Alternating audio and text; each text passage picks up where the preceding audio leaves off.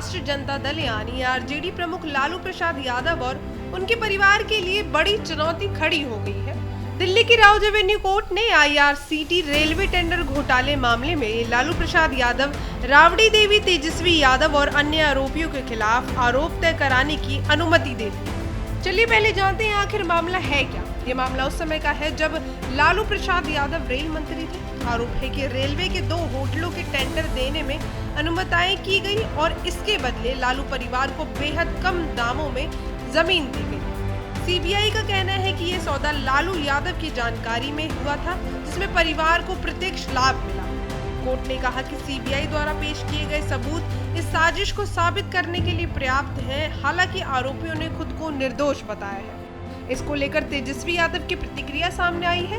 तेजस्वी यादव ने कहा कि हम अदालत का सम्मान करते हैं, लेकिन चुनाव से ठीक पहले ऐसे मामलों का आना कोई नई बात नहीं है। हमने पहले ही कहा था कि अब चुनाव है तो ऐसे कदम उठेंगे।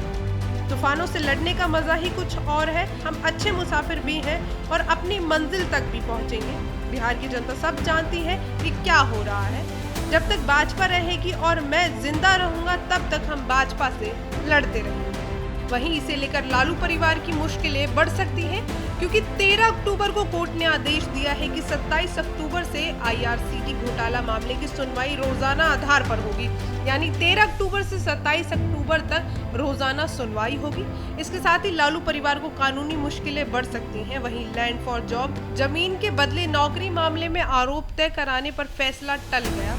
अब ये संदेश 10 नवंबर को सुनाया जाएगा। वहीं कोर्ट में लालू प्रसाद यादव की मौजूदगी जरूरी रहेगी। सुनवाई के दौरान लालू प्रसाद यादव व्हीलचेयर पर अदालत में मौजूद रहे, जिसके साथ रबड़ी देवी तेजस्वी यादव, राज्यसभा सांसद प्रेमचंद्र गुप्ता, संजय यादव दामाद श्लेष यादव भी कोर्ट रूम में उपस्थित थे। सीबीआई और ईडी के अधिकारी भी वहां मौजूद थे, क्योंकि दोनों मामलों की सुनवाई एक ही दिन निर्धारित थी। वहीं इस पर बिहार चुनाव में कितना असर पड़ेगा, चलिए जानते हैं। ये फैसला एक ऐसे समय पर आया है जब बिहार विधानसभा चुनाव तैयारियां पूरे जोरों शोरों से है। महागठबंधन सीट बंटवारे की प्रक्रिया में जुटा है, जबकि एनडीए अपनी रणनीति की अंतिम रूप दे रहा है। राजनीति विशेषज्ञों का मानना है कि इस फैसले से विपक्षी गठबंधन की छवि पर असर पड़ सकता है, लेकिन आरजेडी से राजनीति प्रतिरोध के तौर पर पेश करने की कोशिश करेगी। तेजस्वी यादव पहले ही इसे चुनाव से पहले की साजिश बता चुके हैं, जिससे पार्टी कार्यकर्ताओं ने सहानुभूति का माहौल बन चुका है। चलिए जानते हैं आगे क्या होगा। कानूनी तौर पर अब मामला ट्रायल स्टेज में प्रवेश कर चुका है। अगर आगे सुनवाई के दौरान सीबीआई अपने आरोपों को साबित कर देती है तो लालू परिवार के लिए मुश्किलों और गहरी हो सकती है। वहीं अगर सबूत कमजोर होते दिखाई दिए तो आरजेडी के लिए राजनीति सहानुभूति का बड़ा अवसर मिल सकता है। इस पर आपकी क्या प्रक्रिया है, कमेंट करके जरूर बताएं।